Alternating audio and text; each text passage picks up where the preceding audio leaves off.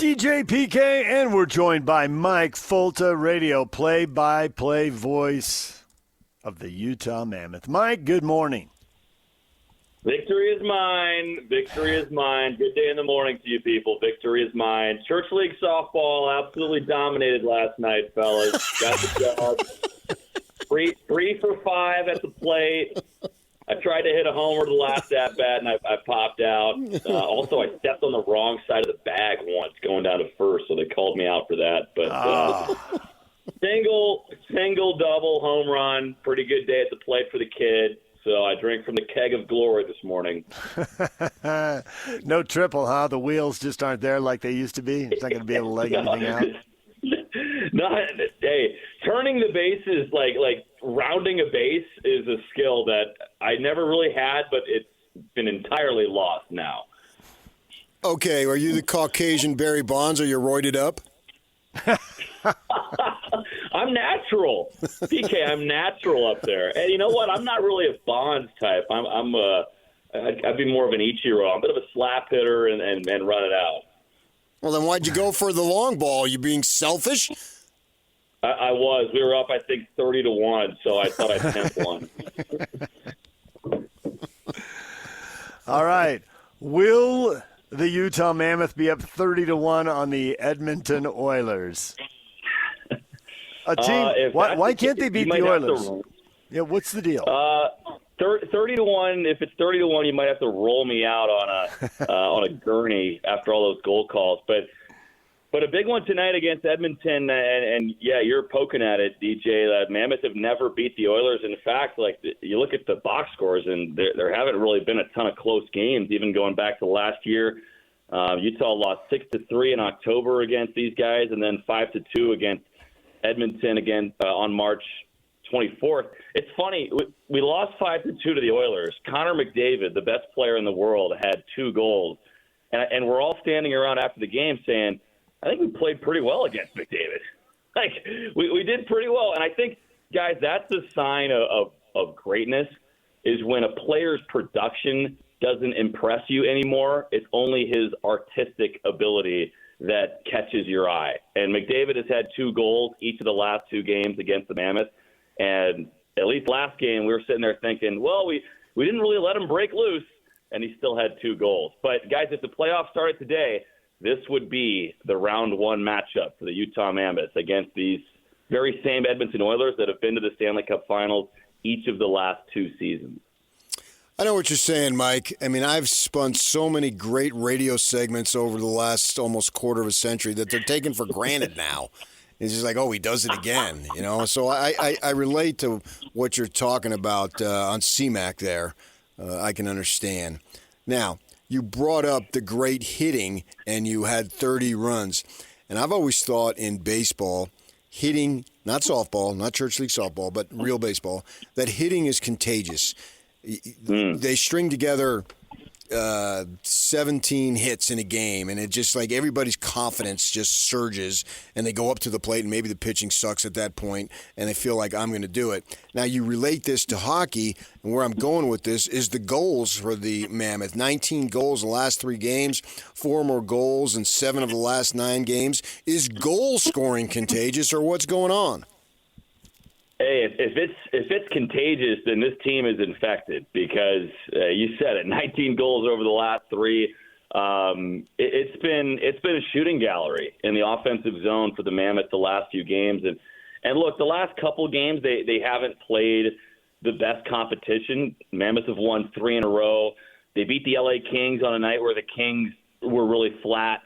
They beat a struggling Seattle team, and they beat the worst team in the league, the Vancouver Canucks. So tonight, the competition is going to increase in a huge way. It's going to go from 25 mile an hour school zone to the highway, 80 miles an hour on I-15 against the Oilers. But I love the way that this team is getting it done from a variety of guys, and I think we've seen as the stars of this team go, so the rest of the team goes. The Mammoth are getting some really good depth scoring right now.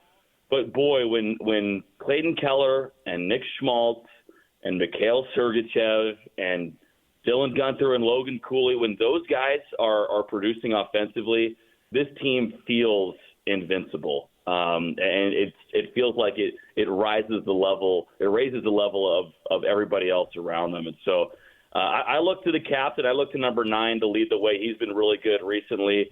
Had himself a hat trick on Saturday against Vancouver. And he kind of seems to be the canary in the coal mine, so to speak. When he's going, this team is going, and he's been going recently. So is it contagious? It seems like it recently. But, again, the competition is going to step up in a big way tonight. Edmonton has a familiar name in goal, Connor Ingram. Obviously, there were some issues off the ice. He was away from the team last year, and everybody was wishing him well in his personal life, and everybody's got struggles in the journey, and it turns out his journey has made him the number 1 goaltender in Edmonton. Did you see that coming? What level of surprise is there around the league the way this has worked out? Not just has worked out, but worked out this quickly.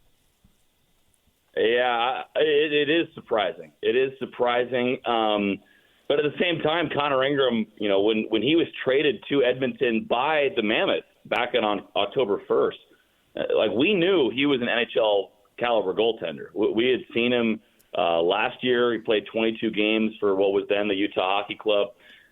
He had played in Arizona and been a more than serviceable goaltender. Led the league in shutouts a couple of years ago. So we knew he was an NHL quality goaltender, and it's interesting that the general manager Bill Armstrong and the Mammoth basically did Connor Ingram a service by giving him an opportunity to play with a new team. They're like, there's not a future with you here in Utah, and Connor had been struggling with some stuff off the ice, as you alluded to. And was trying to get the help that he needed. And the Mammoths gave him an opportunity and a fresh start in a new organization, which apparently is what he needed. Now, goaltending in Edmonton has long been kind of one of the running jokes of the NHL. They've got 2 of the best players in the world, Connor McDavid and Leon Draisaitl.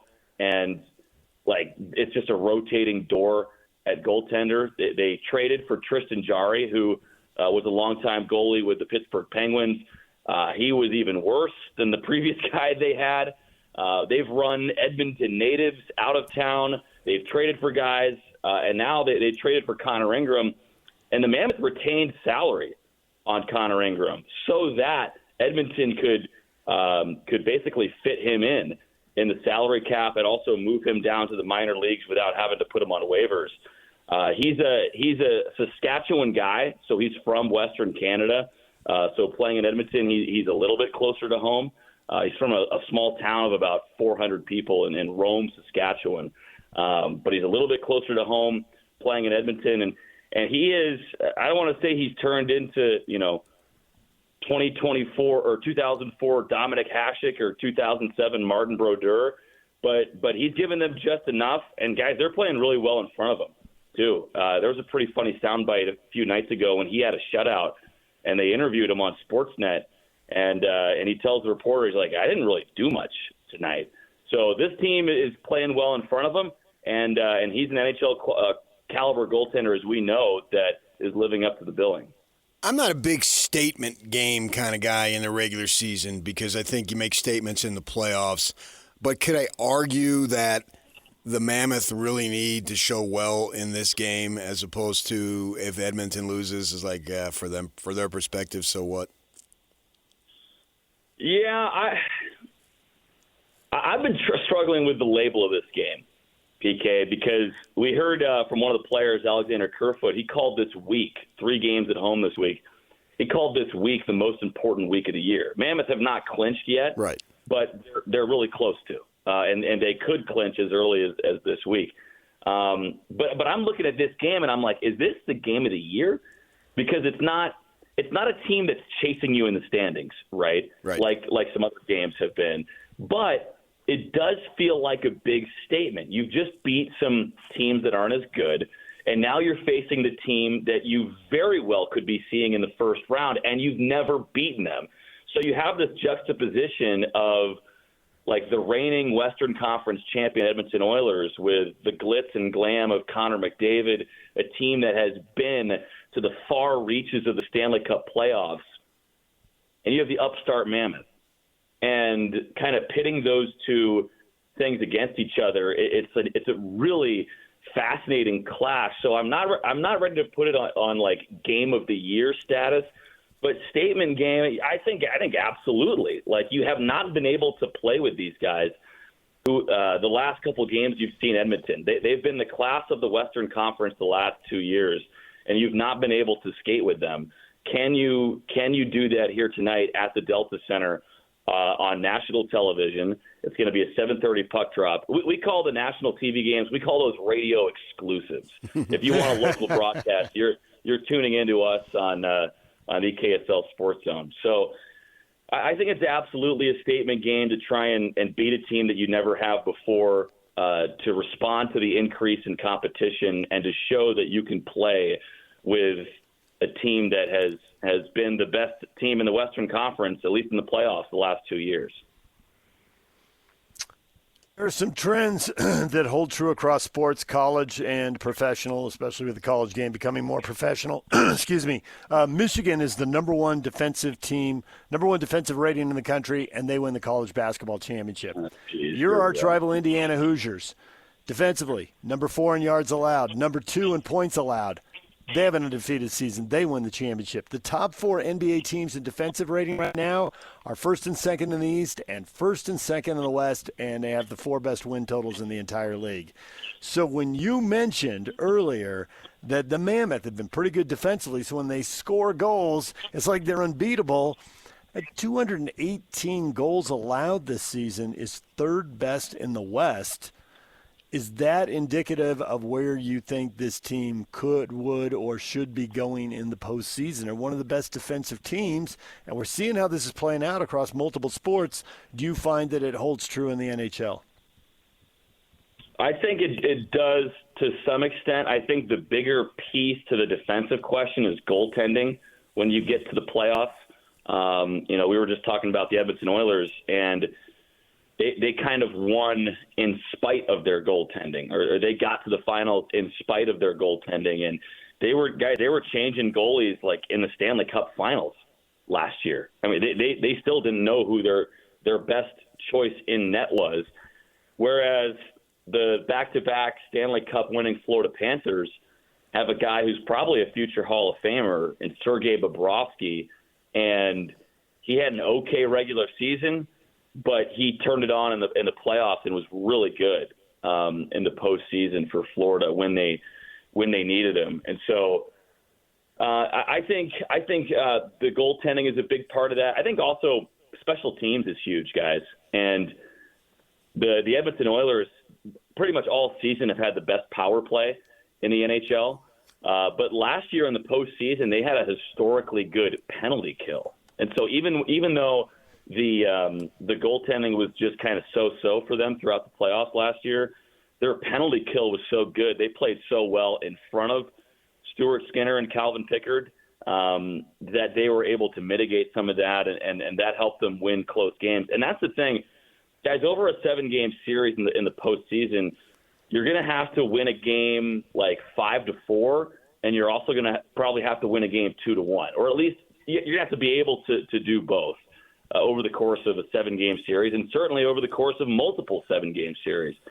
And so I think with Utah scoring as much as they are, it's fun to see them win these high-scoring games that I think we all knew they were capable of, but they also got to be able to win the 1-0, 2-1 games. And Karel Vejmelka is more than capable of stealing you games in the postseason.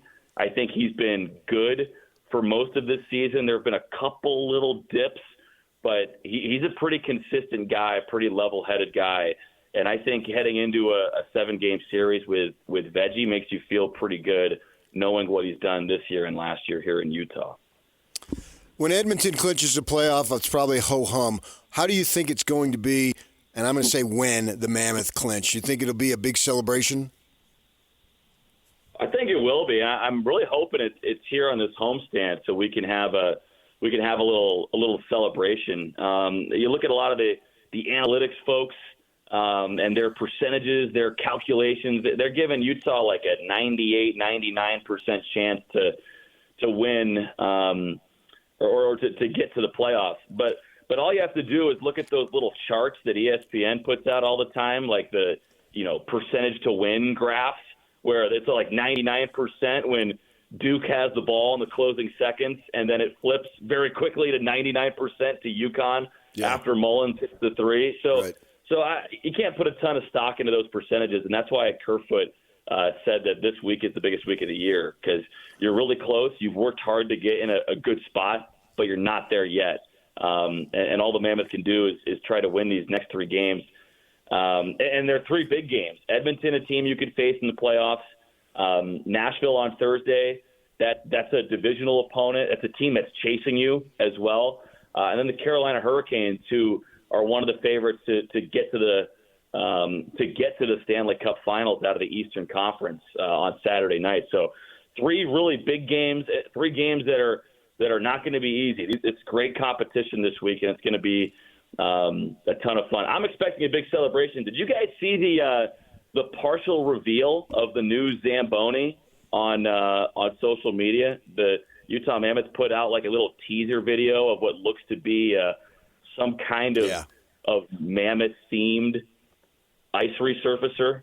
Can't wait for that. Ice resurfacer. Well, that's a technical term. Zamboni's a brand. It's like Kleenex. Yeah, right? I gotcha. And my wife always says, "Could you get me a Kleenex?" And I say, "No, but I can get you a tissue." We're fresh out of Kleenexes, but we've got 10 boxes of tissues here. Exactly.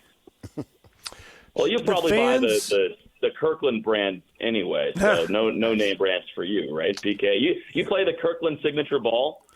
I don't, but when I go out, I look for balls, and invariably, if I find 6, 3 of them are Kirkland's. Our TV guy, Matt McConnell, exclusively plays Kirkland's. He's got a Kirkland glove. He might even have Costco clubs, too. Really? But he loves the Kirkland ball. Oh, okay. Hey, give him some help for that, okay? Because I do, but he would love to hear it from you guys. All right, we'll leave it right there, Mike. Congratulations on the Church League softball. I'm not sure if you want to brag about another Big Ten title because it's not a Purdue title. I don't know. Maybe it pains you to watch Michigan win, but the Big Ten, you're on top of the world. It does, and that's how I'm consoling myself. Is that the Big Ten drought is over, and we can kind of put that narrative to bed. But I think women's basketball, football, UCLA? and men's basketball, all three. And Michigan and Wisconsin are both in the Frozen Four in Vegas this weekend, so it could be another title. Right. And Michigan's going to win it in football next fall or winter, I guess. Please. And the Bruins are ranked number 1 in baseball right now. If you're interested in college baseball, put Purdue in the Pinstripe Bowl. I'll be happy. That's all I want. Yankee Stadium. Pinstripe Bowl. Yeah. Thanks, Mike. We appreciate it. Yeah, thanks, guys. I'll see you. All right, DJ and PK, there's Mike Folta, the radio voice of the Utah Mammoth. It is the Big Ten's world, PK, and we're just watching them win. Well, I mean, obviously in football and basketball, that jumps out at you. Yeah. I think that UCLA women, that was no surprise. I mean, we've been talking about them all year that they were going to be dominant, and they were. But it doesn't really still feel like Big Ten to me. Yeah, I know what you mean. Yeah, they rented that one. Yeah. But football and basketball, they can claim it big time. Obviously, those are 2 longstanding members of the Big Ten, probably since its inception. I don't know, I assume. But the women's basketball still feels a little West Coast-ish. Especially, hold on a second, because Close, the coach, she's been talking a lot about her relationship with John Wooden, and how Lavin was a grad assistant. And I heard this story. He was a grad assistant at the time, or restricted earnings, whatever they were called back then. And they were all going to go over to Coach Wooden's place in Encino on a Tuesday night, and he says to her, he says, "You're coming with us. I want you to be a part of this." And she goes over and establishes a relationship with him. At that point, Coach Wooden, and obviously he's since passed. And so as I'm listening to this story, I'm thinking, I just can't grasp Big Ten with this. This just does not seem right. And I've accepted all these changes, but thinking Big Ten while I'm hearing her talking about the men's team and the relationship she had with Coach Wooden and the pyramid of success and blah blah blah. I'm not accepting Big Ten on this one. John Wooden was an All-American at Purdue, and he's in the Basketball Hall of Fame for that. Big Ten people just keep bringing it back to the Big Ten. Oh, I can live with that as a player for sure. Yeah. All right, DJ and PK, we'll take a break. When we come back, we're going to Augusta, Georgia. Bob Casper and Brian Taylor there for Real Golf Radio. We'll talk with Brian right after the break, and we'll qualify another golfer in our Copper Rock giveaway. Stay with us right here on The Zone.